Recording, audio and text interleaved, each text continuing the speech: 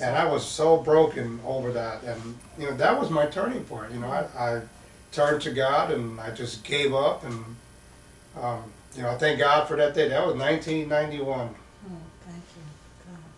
So now that, how did you get into the pastoral part of it, and how did you get from Chicago to here? Wow.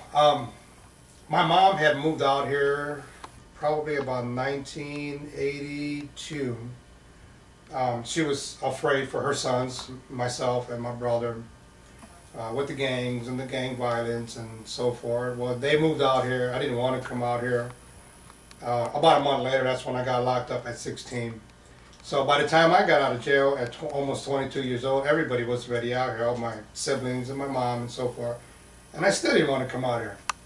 I was the last one, out here. But I kind of felt that God was calling me into the ministry. And so that's what got me out here. Not only my family, but I felt God was leading me out here. I met who would become my wife. So obviously that was a good enough reason to stick around Dallas. So I'm here. I really feel that when, when I had my encounter with God on that floor in that maximum security cell, that, I had a lot of influence over the gangs, and, just knew how to talk to these guys, and I have a lot of experience, and I just kind of felt that God was calling me, and one day I'm going to use you, not to lead people to the gangs, but to lead people to the biggest gang that there ever will be. So, and that's what we're doing today. Okay. And you've been in the ministry now for how many years? It'll be 9 years. 9 years. That's awesome. I was also reading on part of your bio, focus on the youth, and you just started that in 2008. Yes. How did that come about? That came about because I think intervention has its place. Intervention is very, very important. But I think if we, meaning those of us that do reach out to people to make a difference, if we keep doing intervention and less of prevention, all we're doing is spinning the wheels.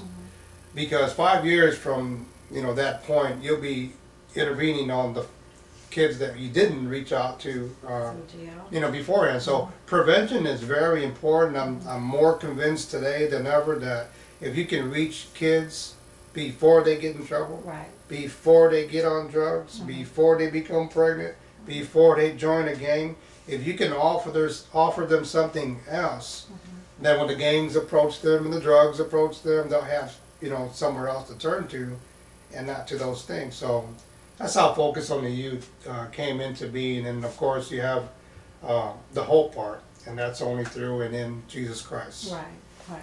So tell me, how does this Focus on the Youth, tell me a little bit more about it as far as the prevention part. What, do you have mentors, or how does it work? Well, prevention, mainly we do prevention as far as reaching out to kids, here in the church.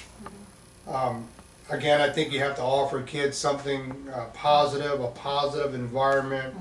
So some of the things that we do as a way of prevention, we spend time with them, of course. We pour into them. We have weekly Bible studies. I take them places. We go to CC, we go to Six Flags, we go to summer camp, and stuff like that. Not a whole lot, but just to let these kids know that they are loved. To let these kids know that they don't have to turn to negative things to get attention. Just recently I took the kids horseback riding. Never before have they done that. And I asked the kids, I said, now why do, I spend time with y'all, why do I take y'all places? Because you love us.